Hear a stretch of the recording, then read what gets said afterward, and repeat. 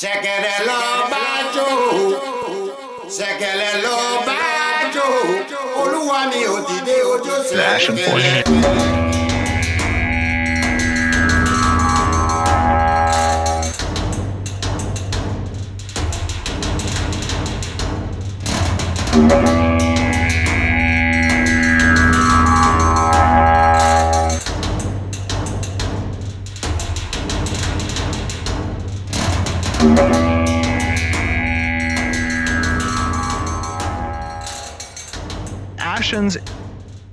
The Ashen Forge. Hello and welcome to the Ashen Forge. I am Phantom X, joined as always by Diggs and the legendary Neurotoxin. How are you two doing? Doing all right. I'm great. It is another Sunday. Been a couple weeks. Really nothing new. We've not missed anything. But been a couple weeks, so a little bit to talk about. Questions, I think, are what we're going to go on. The Q&A from last show. Actually had some interesting questions that were answered. So one of them, which was mine. But before we get to that, it has been 2 weeks. Anything new in the gaming world for either of you? Of course. Yeah, I know what you're going to talk about. Anyone that's in our Discord is going to know what you're talking about. All of us should be talking about it because there's been some fun reactions. So Ethereal, I've been playing it and I love it. Neuro says it's too slow, and it took Phantom to a couple days to realize it's too slow, but it's too slow for him too, I think. It's perfect for me because I'm just exploring, and I can wait for. It's a great RPG actually, and it feels very much like it says old school, and it's like really old school, slow, old school. It's like one step above tabletop. That's how slow it is. But yeah, it's definitely old school RPG. I think yeah, Nero looked at it for maybe 10 minutes. I think it was as many as 45 that I was playing before I finally decided it was way too slow for me, and the style and the presentation and all of that. And then it took Phantom 45 hours to figure that out. I'm a little surprised because you guys seem to be in love with Hero Song, and I think this is easier gameplay than Hero Song. What's different about Ethereal compared to Hero Song? Hero Song is a lot more fast action, click to move, navigation is actually a thing. It doesn't handhold you through all the stuff and all the processes to make sure you know how to do stuff. Instead, it was, here you are as a person in a town and a world, and this world is based on this rich and dynamic history that was generated before this world was actually, put in. This might be your first time in this world. This might be a world that your friends have been playing in for, 3 months, and you're now coming into it.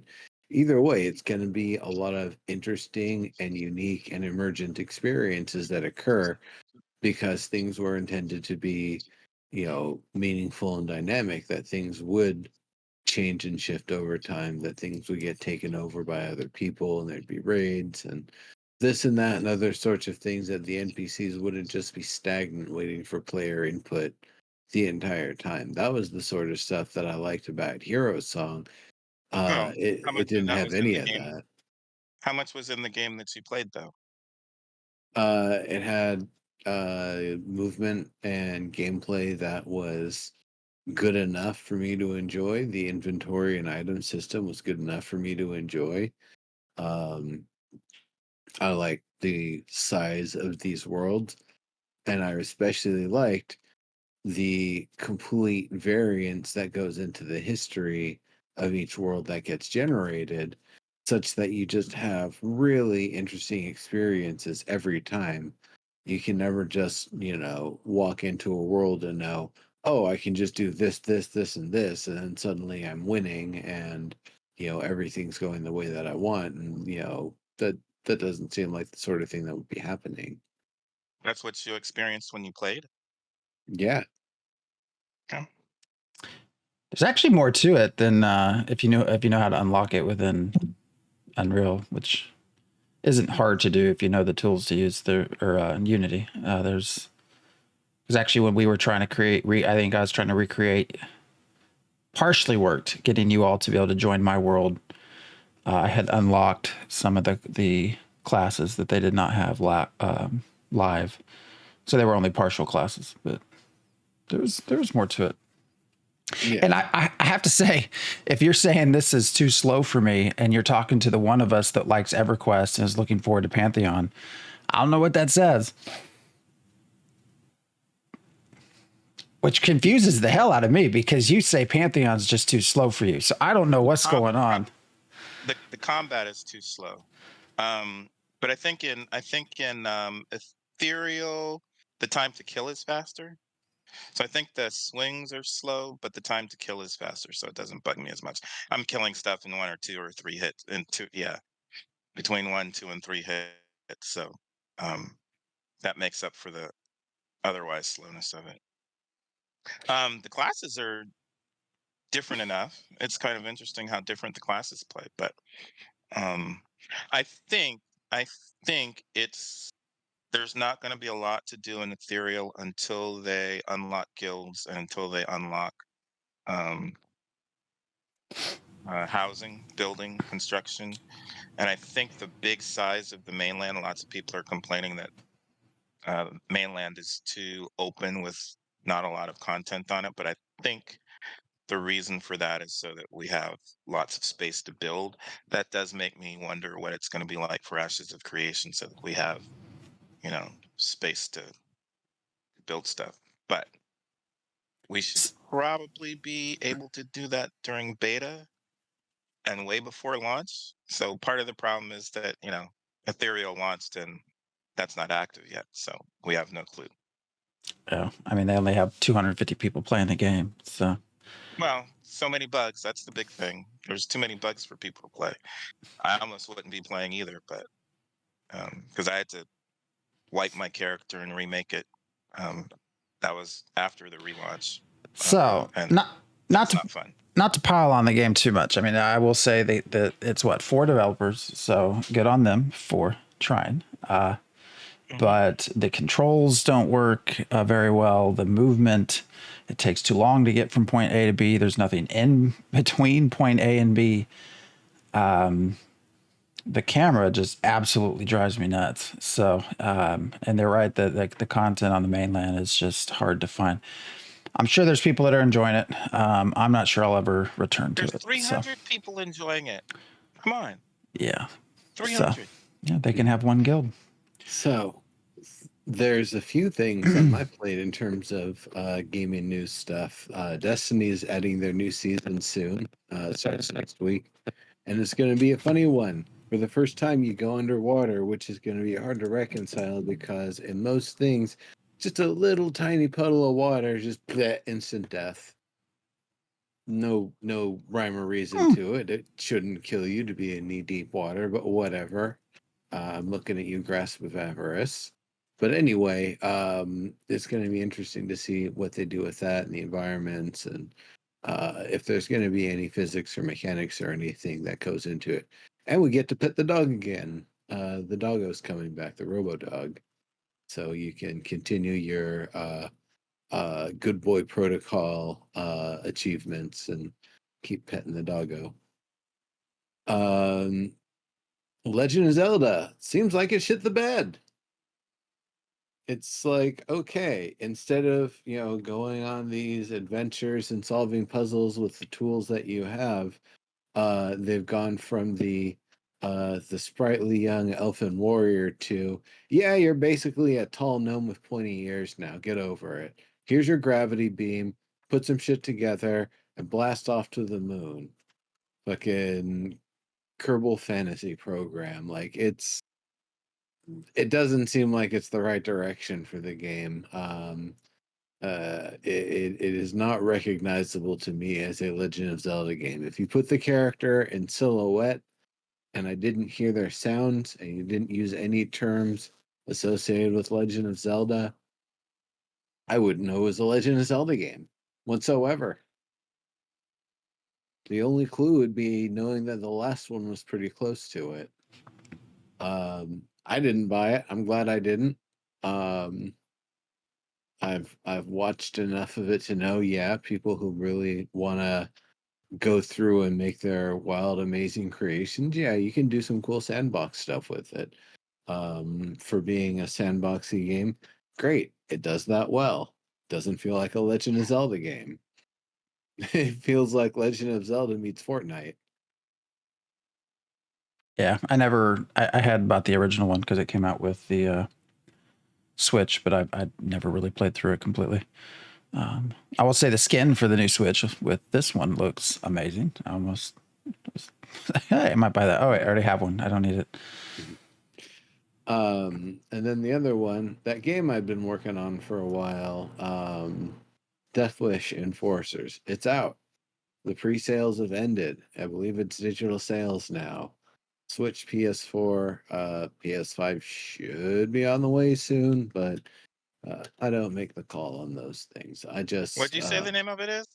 Death Wish Enforcers. It's kind of in the style of like Sunset Riders and Mystic Warriors, that then they stopped making games like that. Nobody made any sense. And so, fuck it. We'll do that. We'll put a funny theme to it and, have a good time. So people, retro arcade game fans, have been really digging it.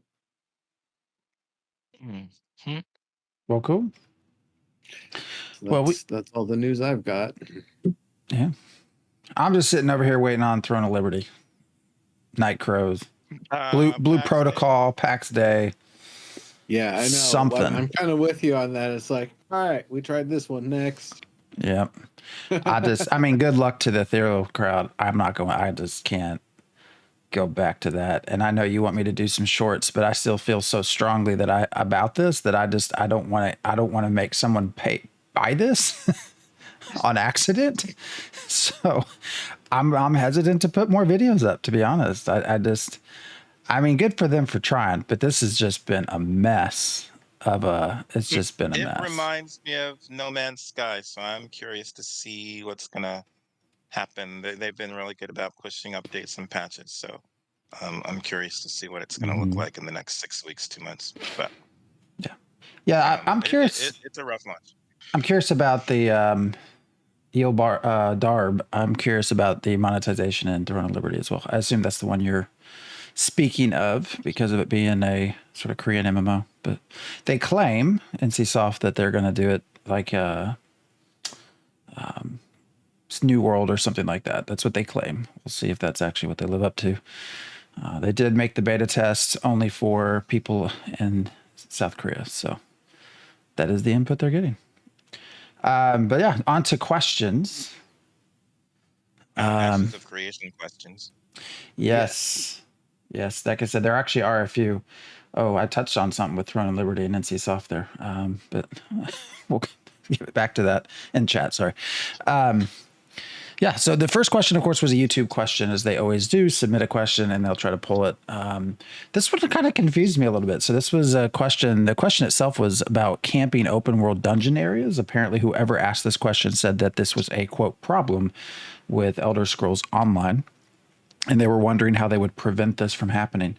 I'm incredibly confused by this because I guess I grew up in a time with EverQuest. Camps were what you did, right? You would go to an area of a dungeon, you would go to an area of the zone, and if somebody was there, okay, you would move on to the next one, and you would just camp. You would camp spawns as they occurred. You'd have your monk run out and go grab something, bring it back. And that's just been sort of a natural part of what I was used to. Now, I guess that is not, you do not find that in more modern things like World of Warcraft, but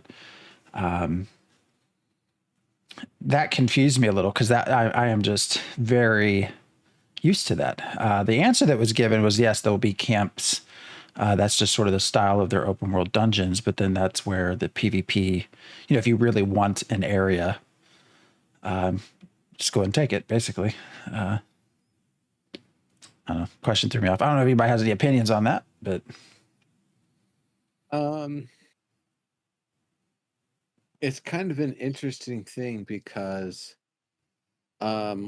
asking, camping open world dungeons is a problem, and for Intrepid to prevent this. And the first thought in reading that was, no, we're not trying to prevent this. This is what we want. Mm-hmm. We want people to have the agency to be able to do this. You've got to deal with it in your own way. Grab a posse, round them up, or join them, or whatever. You gotta find some way. If they've got a thing locked down that is the thing that you need, and there's no other possible way you can otherwise get it and do it, um and it's not one of those things that's open enough that any tap will give you credit even if you don't get the experience and loot rights, then is what it is. You gotta play the game just like everyone else, and if they've decided that's how they're gonna play it, then you gotta dig it or leave it. That's the game they're making. And so that's why I feel like this one had such a large answer, that he said a lot of things, but I feel like it was a very political way of kind of dodging the question and just kind of saying like, well, yeah, there's things that can happen, but yeah, players can camp stuff. Yeah, risk versus reward, right? I am non-competitive, so this just seems, highly competitive to me, and you know, that's not going to entice me as someone who's non-competitive. I mean, the thing that draws me in with RPGs, because I started with Dungeons and Dragons, and you didn't really have PvP, and you didn't really have um, player character competition in those games. It was a competitive game. I mean, not competitive. It's a cooperative game, and you're cooperating with your party to try and defeat NPCs. That's what I'm looking for in my RPG experience. So, um, this is a deterrent for me rather than an enticement, but it falls in with their risk versus reward uh, foundation. It is something that we should expect Stephen to love. Um, and I think it makes a lot of sense for what Stephen likes to play. Yeah, I don't know. I don't see it as a factor. This is just such a normal element of at least early MMOs, EverQuest 2 as well. I mean, that's designed to have camps. I guess the one place that falls out of this is, when you had name mobs that spawn. I can see where that might get more competitive. But I don't even see why there'd be a need if populated right. If the world's populated right, the respawn rates are done right. Respawn rates. I just don't even see where this would become a PvP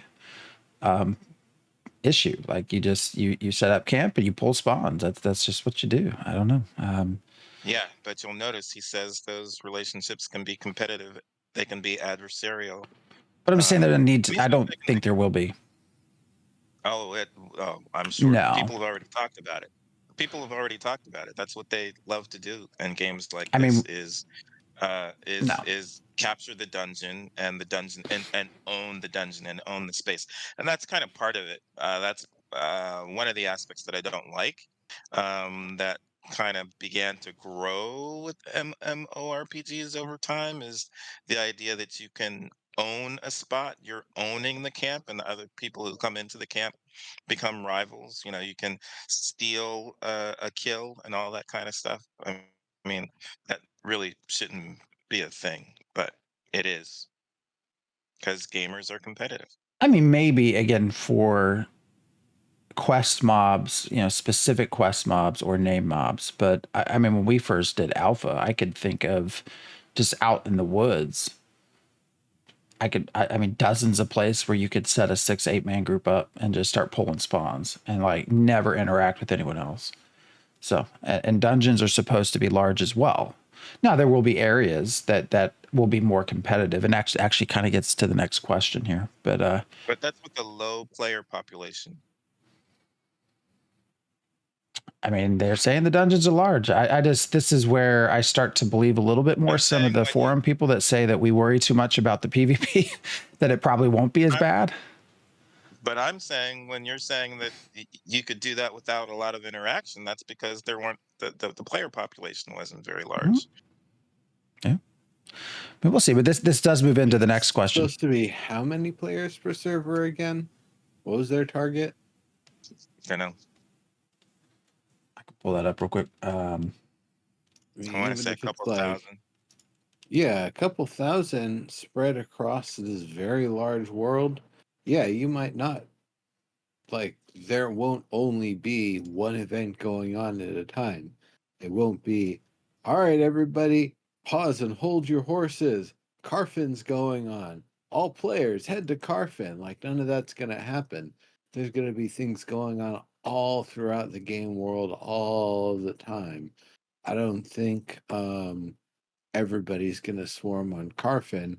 There might be some other thing that's more important to them. There might be some Nakua that are out there trying to gather the materials and things to summon some beast for the Great Hunt. And it's like, yeah, okay, there's this other thing going on.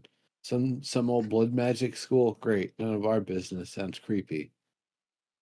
8 to It's not 10K. going to be everybody, and if it were everybody, then that would mean that there would be plenty of people, because it wouldn't be everybody, it would be most people. And if most people did that, then there would be people who are just running off to the unpopulated areas. So that's not what the issue that people are talking about. It's going to be general, that there will be camps, dungeons are going to be camp spots, raids are going to be camp spots, and people will compete over them. Actually, there's a good question for the next stream that's in 2 Wednesdays. One of the questions is, will there be a limit on how many world events will be going at any given one given time, which I think would play a role here. It was 8 to 10,000 is what they estimate will be the server pops. And so Samba says it's not the storyline. What you're referring to is one storyline. So I don't know. I don't think it's going to be as big of an issue just based off past experience. But that does kind of go into the first question of the Q&A, which was how related to how many dungeons will a party of adventurers have access to when they meet up each evening. So the question that's level appropriate. So the question was, is it going to be hard to find dungeons for your group? Basically, will it be competitive? He answered the question initially, which I thought was interesting because it wasn't really on the point of the question, but that he said, quote, "We are purposely launching with probably one of the most aggressive and ambitious content schedules for an MMO at launch." So I really am curious about that. Wish we had someone that could give us some tips about how this will go later on as to what that content release schedule will be like. But this was, again, and he did try to calm that answer here, basically saying there's going to be a lot of different areas. You really should have no trouble finding something to do. If you want something specific that a lot of people want, something that has better drops, has maybe a named mob, has specific piece of equipment that you want, then yes, it might get competitive, and you might have a harder time getting into those dungeons or finding a spot within those dungeons, which just makes sense. But that did sort of help with the first question and saying, there'll be stuff to do. You shouldn't have to worry about getting camped out of the area. Sounds good. He always talks about competition, and it always drives me nuts. But the way competition in his mind is always you against me, us against them, and not sort of the I find competition in my own goals sort of thing that I think a lot of people do. I'm going to complete the content before the next expansion. I'm going to do, I don't know, whatever it is, an Iron Man challenge. That you can't have just as much competitive nature in that than as PvP. I think that's challenge versus competition, but you can turn it into competition. I mean, there's leaderboards for all kinds of things across games. Fastest to least deaths. If you're talking about Iron Man, something like that. There's a lot of ways. Yeah, but you're saying your own goals. So, right? You said, I I think what you talked about was challenge. You create challenge from My your own goals, well, my which main is point different than being, competition. there's all sorts of non PvP ways to Not set up PvP challenge and goals. and also competition. If And you're all talking all leaderboard. Steven likes to talk about is how PvP is needed for those things to happen, which I just disagree with. But Mhm. that's fun. And Ooh, yes, physical based. that is true. Ideally, I want to I want to complete the content as a non-starter. Yes, hopefully we never get to that point. The next question was about PvP and if there were any passive skills in crafting and the crafting tree that allowed you to drop less material on death.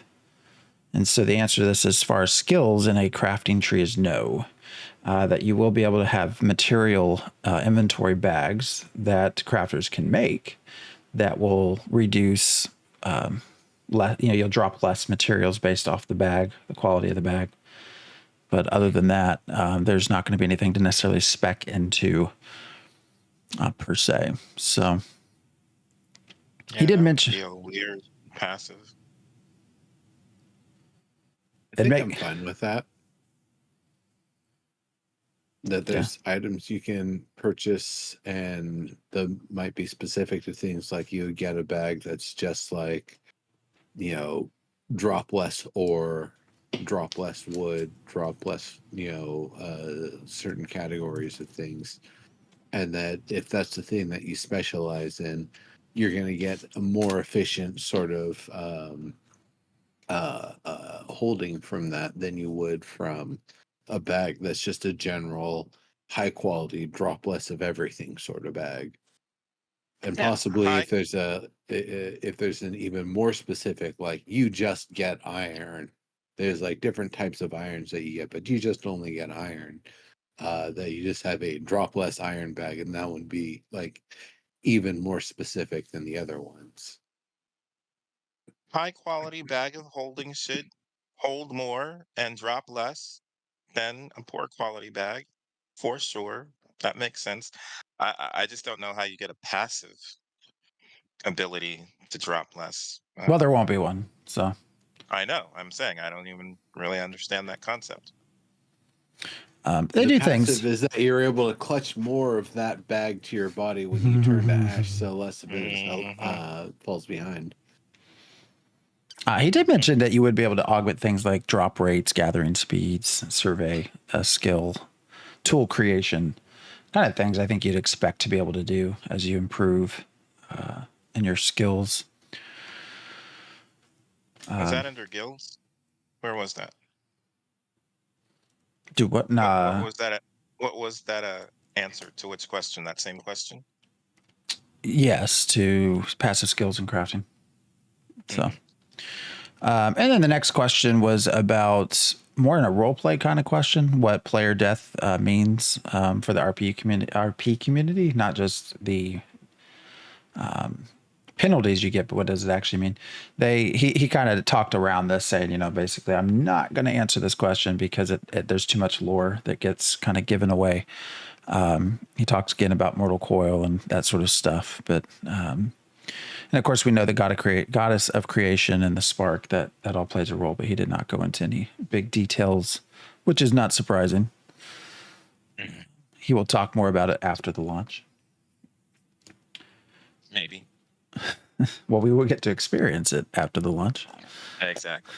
And then the next one is caravans. So it's a question about whether caravans slow down or stop when they're attacked. And the answer to this was in general, no, not just sort of normal attacks, but there certainly are ways to slow them down.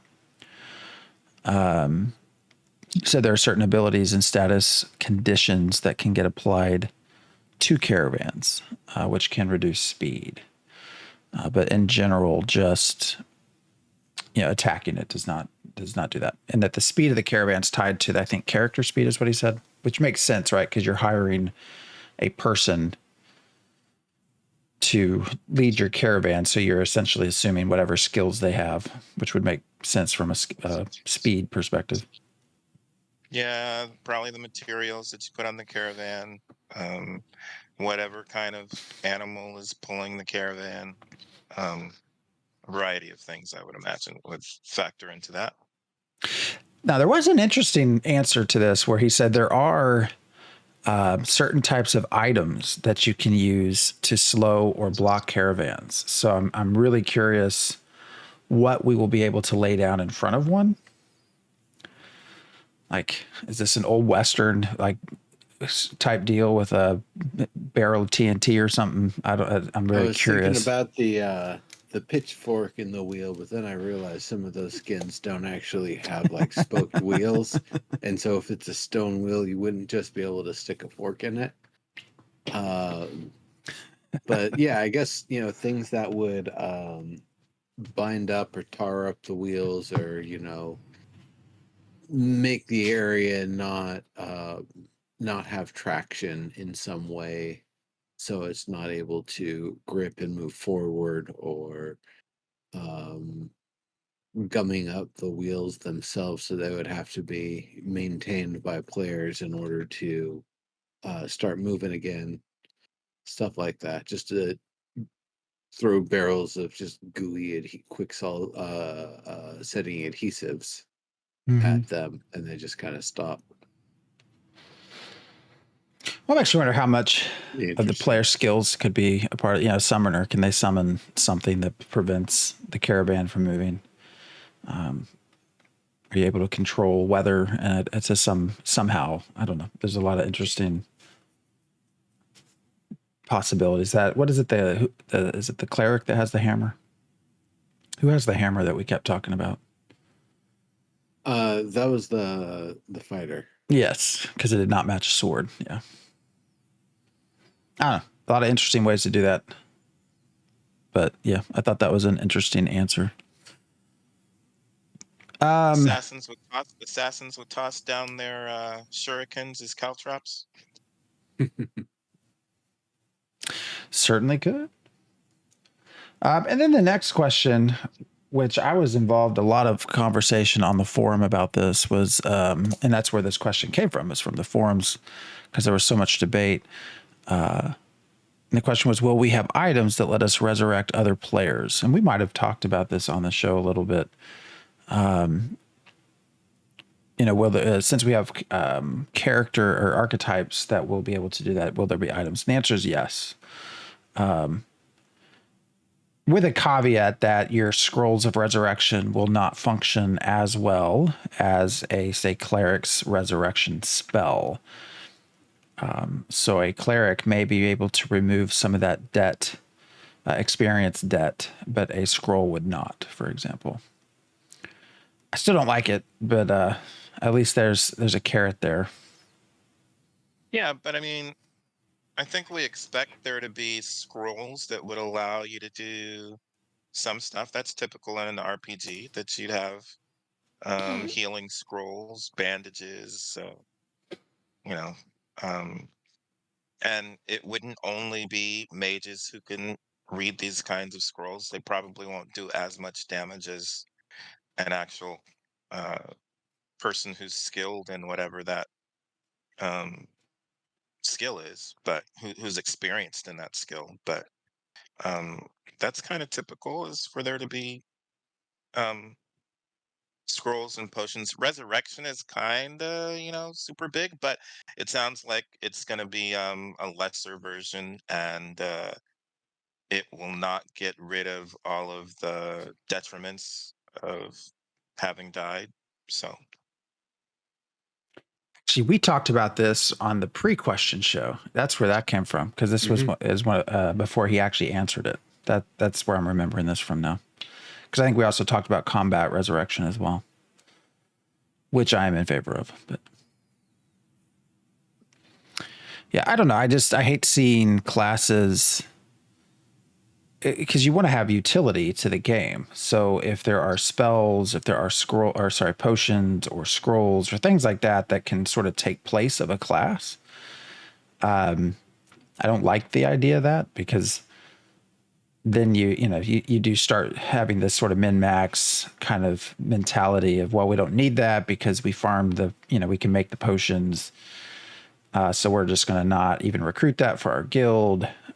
That's what I would hate to see occurring. Yeah. It should be okay reasonably as long as the potion is not as powerful as a person actually casting the actual spell. Well, I don't know. For some things, I resent the resources and effort and mastery that has to go into making an item just for it to be weaker than something somebody can cast a bunch of times and then take a nap and then cast a bunch of times. Like there's I would definitely say potions should have their place, and I think they have a really long cooldown. If I remember, at least from Alpha 1, they had a really long cooldown. So it's not like you're sitting there mashing potions. It's definitely something where you'd be using them very infrequently and trying to rely on your healers as best as possible. It still needs to be like Phantom says, though, that they aren't so good that you don't need to have one of your primary archetypes there. Right. The point is that you're supposed to need one of each primary archetype. And so if it's that, yeah, you can get resurrected, but you're still going to have, a huge XP debt, or, it's going to take longer for you to be able to utilize your skills, or your skills will be weaker or something like that. Something that it's much better. Like, yeah, you can do it, but it's much better if you have the primary archetype do it. Fair enough. I'm reading chat. I pine for the days of when resurrection. This is Ombwa. When resurrection wasn't guaranteed and it was a risk endeavor. That's interesting. I don't know how that would play into a modern MMORPG. What happens if you fail? Like, I guess they just default to wherever they respawn, I guess. You should be able to fail. Instead of right there at the raid, they're a day's way travel. I'm still wondering how boats will, because that's what I'm still wondering with boats and ships. Like when you die, you're supposed to respawn at the dock. So if the ship goes under, I mean, I don't know. That will be interesting to see how that all works. Because I'm imagining the traditional spell of a cleric and they have to stand still and any little movement breaks the channeling of the spell. But what if you're in the water trying to swim and you're trying to resurrect your fellow people? Like, I think that would be hilarious. But anyways, speaking of resurrecting, there was another question about the Tulnar. And it's hilarious how YouTube translates Tulnar, I will say. Mm-hmm. It is never the same thing twice. Tulnar, Nara. Tulnar. Yeah, Tulnar. Tulnar is the stuff that the laser jets use. But this was a question about, well, what if, since they did not go through the portals and we are being told that we get our immortal soul or spark of life by coming through the portals, then, what about the Tulnar? Do they have it? Yeah, we get our spark of life from the ashes, from the goddess of creation as we come through the portals. That's I think the lore in this is that we are given a spark of life. And so the question was, well, if the Tulnar are already there, they're not coming through the portal. How do you do the resurrection? How do you do anything with them in this regard? So we didn't have a spark of life when we were on Sanctus? That makes sense. Here, I was saying we had our coil on Sanctus. And maybe I'm mashing this up. Maybe it was leaving on the portal. That's how this was presented, was that you get some sort of tied to resurrection as you're coming through. Because the answer was that the Tulnar are descendants of divine races, and they sought refuge. And we already have, because this was part of my theory of the goddess of creation.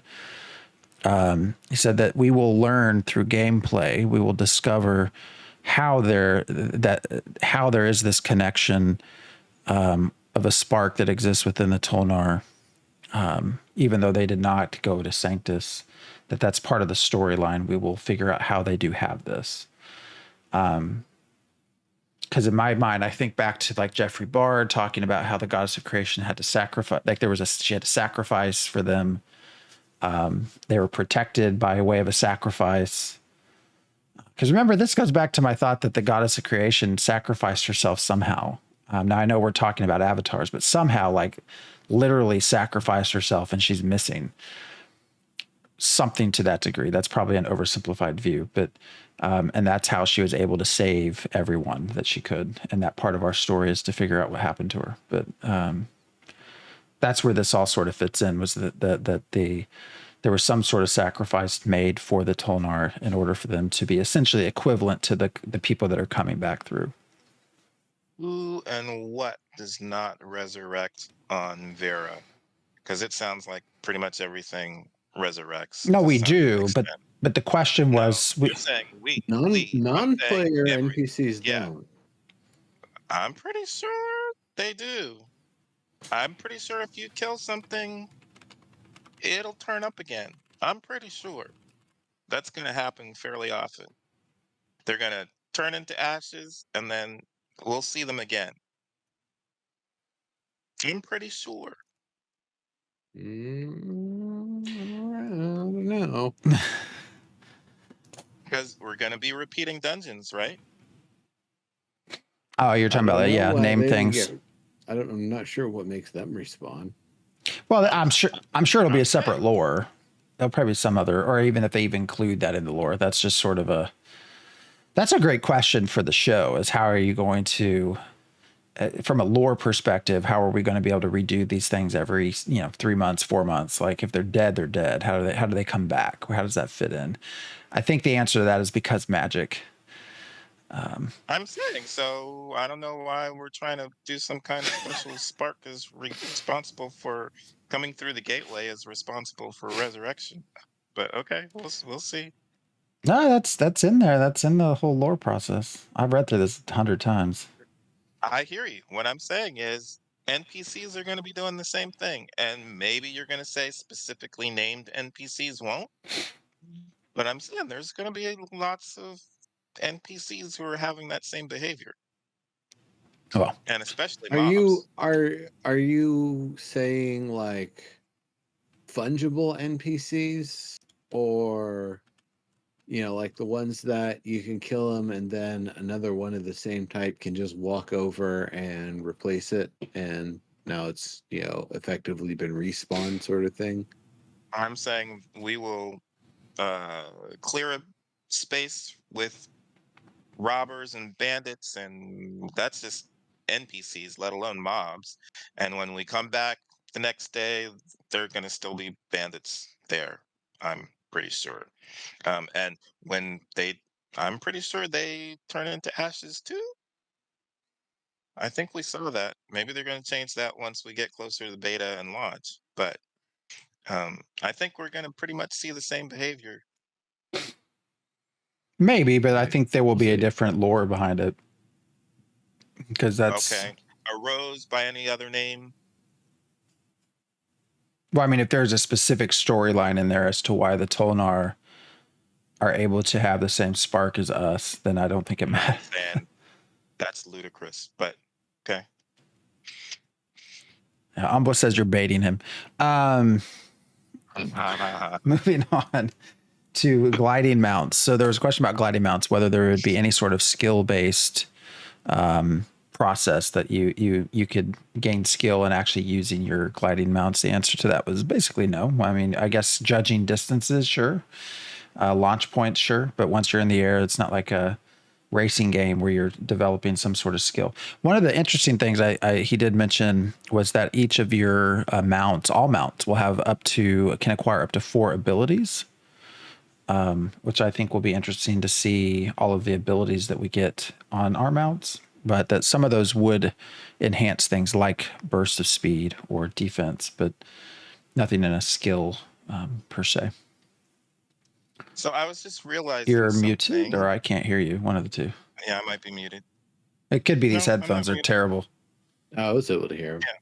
Yeah, I'm not muted. It's me. You all keep talking. I just realized that for our 100th episode, which is around the corner, we should have Ombwa on. And if Ombwa's not allowed to be on, Steven should take his place. So, one or the other. Yeah, well, we'll have to reach out and ask. One or the other. If Steven's not available, we get Ombwa. Sorry, I bought some new headphones, and they are Steel Series, and they are terrible. So terrible in that they lose sound. Like there's still sound, like people can hear you talking through mine, but I can't hear you through the headphones. So, anyways, Weird. Yeah, one of those things that you Google afterwards and you find out, oh, this is a problem everywhere. And then my question came up next, which was related to and actually this is where the show title comes from. So was if you are corrupted, would crafting experience remove corruption? I had posted this the prior show and actually had one right. YouTube calls you Phantom Max. Yeah, that too. And actually had someone say, why would they do this? This is stupid. This would be game breaking. So I asked it again, and the answer is yes, it does. Crafting experience, anything that effectively gives you experience. I guess that could be adventuring, exploring, harvesting, anything with turning in quests, with any of that, will remove corruption, because ultimately all experience goes into your adventuring level. Which was interesting. A lot of people were curious about how you do that. I wonder if people are going to start building up a little corruption, and then they go to somewhere and just turn in all of their quests to NPCs and clear the corruption real quick. Well, they'll do it. How quick that will be is a question, but I'm sure that will be part of the meta.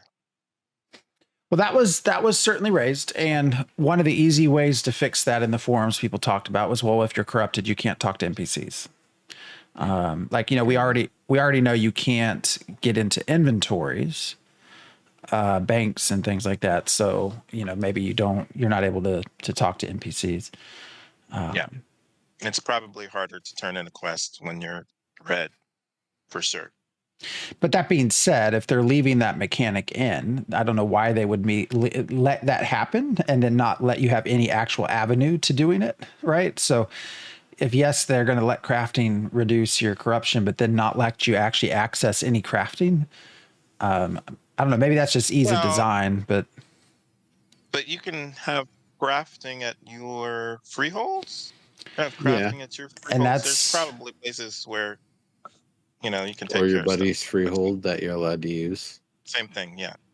Well, and that therein lies one of the sort of unanswered questions is on the freehold. If you're outside of a structure, you can still be killed, right? PvP can still happen on your freehold outside of your house, but there will probably be crafting type things in your house. I mean, if you're a cook, if you're, I assume you would have some sort of stove or stuff that would be located in a house that you could then go into. Now, you would not be able to access your inventory, but if you had just killed 20 people and took all of their harvestables, well, it's there you go. It's on you. You can go in and start cooking. So that's the one unclear part to whether it would be sort of, I don't even know if I'd call it an exploit, but I don't know. Feature. Not a bug. Hopefully it turns out to be a niche sort of thing. What I was more interested in is what that effectively means, because this was also a question is, well, what if harvesting, this was a question, but also crafting. Well, what if somebody just was a level 1 adventurer and a level 60 cook? And then if you're, if they're transporting goods and you kill them and you're max level, right, you're going to get more corruption because of that level difference. But what this seems to say is that's not possible, right? As you're leveling up your crafting specialties, you are also leveling up your adventuring level. To don't. some degree. To some degree. Yeah, the question is how much, right? Yeah, I mean, does level 60 Taylor equal level 60 Adventure? Probably not, but because otherwise people would probably just, that's how they would level to max Adventure levels through crafting, which I'm sure is not desirable either. But it was an interesting answer. Surprised some people. We're getting towards, actually, I think this is the last one. And then I got one more thing to bring up. There was a question also about whether the meta for guilds would be to, rather than have a lot of large guilds, have a lot of alliances among smaller guilds, or have a large guild, have a lot of different alliances with smaller guilds, because your alliances, whatever you've spec'd into for your passives, for that guild, go on to your alliances. So the idea being, well, what if you team up with, I don't know what the numbers are, but say you have 20 different alliances, you're getting all these passive benefits from all the small guilds, kind of whether that would be the meta, and whether I thought that an alliance was a 4 guild max. Well, I don't know the exact numbers, but the way this was that there'd be a lot of smaller interactions, which they freely said, yes, that probably will happen. Rather than going for max numbers, you do a lot of smaller kind of shoot off guilds that can do different passives that you then link together. Yeah, but I think there's goals within those smaller guilds and incentives within those smaller guilds that might end up rivaling an overall alliance. Like if you're splintering your mega guild into smaller guilds, but you're supposedly still under the umbrella of that mega guild, there's going to be friction because your small guild goals um, are going to be vying for each other. There's going to be some contention there. That's the concept. That's for them to work out. Yeah, the specific quote was, will the largest guild segment off into different chapters of their guild that are part of small guilds? Absolutely, that will happen. And the way that we will combat the efficacy of doing that always is through how we design our encounters and our events. So that seems to be a pretty standard answer. But so they certainly seem to be expecting that as a side effect of allowing alliances and things like that, and how they're doing traits and abilities through guilds. So, well, there was one more question that I wanted to bring up. We got like 7 minutes. Let me find it. Because I actually had some conversation about this on the forums.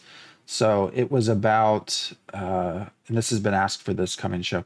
So the question is there any contingency planned for unique legendary items and or limited quantity items to drop more copies in the event a player leaves the game for an extended period of time? So what would you two like to see? So Diggs gets the only server legendary and then decides he's not going to play the game for 5 years. What should happen to that item? There's 2 ways that I can look at this. One is, at what point has he been fully in gameplay inactive for X amount of time? And then the other is he still a subscriber? And yeah, I'm still a subscriber because I'm Braver of Worlds. Right. So then it would have to be a duration sort of thing. What I would imagine it would be is after maybe 3 months of game time, that somebody who has a server unique item that has to be accessible in order to push a storyline one way or another, that it will somehow leave their inventory. Is that a great solution? No. If you want to make it completely unique and not have that person come back, like, I could see somebody who does is like, all right, I finally got that, server unique item. Fantastic. Well, I'm gonna go play some other games for a little bit, and then that becomes like 2 years, and they come back. It's all right. I've got that server unique item. If the server hasn't collapsed yet, I bet I could sell it for a bunch. That's not a compelling way for it to make it back into gameplay. I would guess though that most unique items are not necessarily going to be needed for story advance, right? I would assume most of them are after a story advance. Like you killed such and such, so you get the axe that they were wearing or something.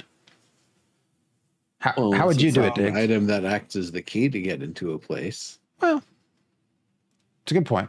But I mean, I don't really understand what it means. It's a legendary item, so I acquired Lavarian's barbed tail that I've turned into a spear. It's a legendary spear. Lavarian only died once, and I'm the person that killed him, so why does somebody else have it, and why would they have it? And why would they need it? In that case, They I should would be able- imagine Lavarian reappears, and at that point, your spear is gone if you've been away for long enough. Why? Why there should be some other world boss that some other person is gets a legendary from them. I don't understand why. I guess mine was specifically contextualized No, around I know. items that I'm still are, trying to going understand the to concept. advance the server in some way that you kind of need to have them. But I'm trying to understand the concept. Why would that be if it's a legendary item and what makes it legendary is that you defeated a very specific world boss. And like you say, why would that world boss then reappear? I would think that each world boss would drop some item that somebody wants to turn into a legendary weapon based on whatever accomplishment they made. So Maybe. I don't know why it would need to be a thing that it has to re-enter the world just because somebody's been gone for a while. In Once a game again, where consequences matter, right? yeah.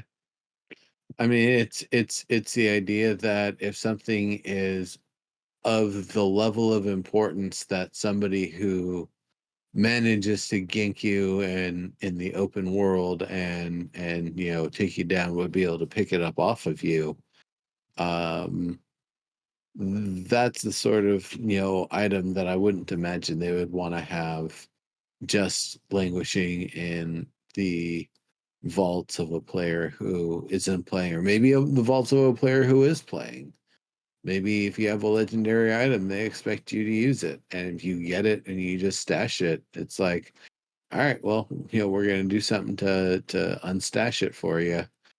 But I have no idea what their plans are for these sorts of things. Yeah. Yeah.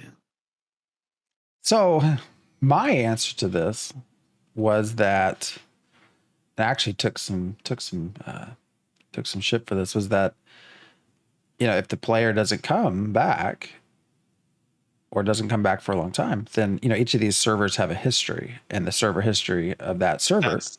is that item has been lost to time, it has been lost to the world. As far as we know, we now have a description of it written in a book, how it came to be, and no one can find it. Yeah, that's kind of what I'm saying is that the server's supposed to have a history, right? And if the history is that Diggs killed Lavarian and had that legendary weapon, then I'm not sure why it would be returning back in necessarily just because Diggs hasn't been seen in 5 years. And I would expect when Diggs returns, he'd probably have that legendary weapon with him. But that's because Mhm. of the history of the server. That's supposed to be the legend. Now, the crap that I got was that, what do you mean? You're going to waste all their time that they took, spending time making the model and coming up with the name and the history. It's like, well, there will be more stories. You can, I'm sure, have people there that make up wonderful names. It won't be that hard to craft another axe that looks not the same but similar and put it in another storyline that is another unique item that someone that is actively playing can get. And I would love to see it go that way. I don't think that would be a huge waste of resources. Maybe I'm wrong in that, but I don't think it would be. And it'd be interesting because you would have these scenarios where server A has this group of really cool, unique items, and server B might not at all. That's right. That's my point. Yeah. Because if you think about it, the natural progression of these servers should say that they don't have the same legendary items. So that's my point. But to your point, Nura, I think that's something I did not think about. Yeah, if it's like a key or something that's actually crucial to server progression, okay, I think then it makes sense to make it maybe not a unique item, one of one sort of thing, maybe or to repop it back up in the world somehow. But yes, that was a very intensive conversation in chat. Most people did not agree with my stance on that. So everybody was trying to figure out whether it should be 1 month, 3 months, a year. Like, how do you determine when an item comes back in? It's like, what? I don't. The story, the historian in me doesn't want that to happen. I want you to say, I don't know where it went. We know that the Diggs character got it. We don't know where it is now. Yeah, that's why it's a legend. Well, all right. We will not be here next week. I had some stuff come up. And actually, the next live stream is not on Friday. It is on the 31st, which is a Wednesday. So we will be returning afterwards. That is a very good point. I really like how you did say that. That is why it's a legend. Thank you all for watching, and we will see you back here in 2 weeks. As always, join us in Discord. We have started playing games together again, so it's been a lot of fun. We have done a lot of arguing about Ethereal, so come in and join us. It's a lot of fun. So, all right, everyone have a great week. See you later, everybody.